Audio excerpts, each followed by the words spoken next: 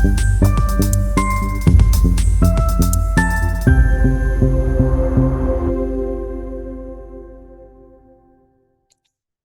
so hello everyone. Hello VAs. So karon atong i-discuss is calendar management. Okay, so ang calendar management as a VA guys, ingnon gid mo sa inyong client nga kanang kung VA gid mo dapat na gid mo access sa iyang calendar. Okay? So first, tagaan gid mo access sa inyong client. So for this training, for example, muni akong client kani si Jaida, ang VA niya kay si VA, okay? So muni ang calendar sa akong client.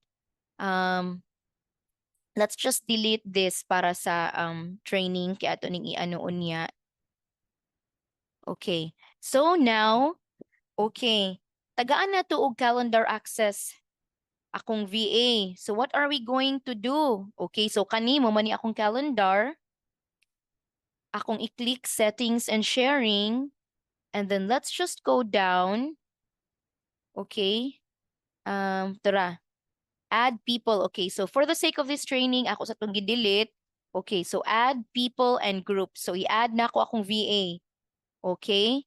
So permissions, unsa man iyang permissions, make changes and manage sharing. So pwede gid niya ma-edit-edit ang akong calendar. So send.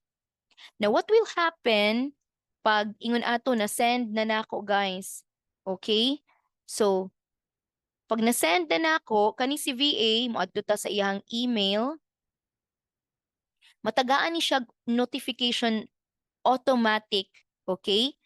So automatic siya matagaan og notification. So see here, given you access to manage events and sharing settings. So all you have to do is just to click add this to calendar. Okay?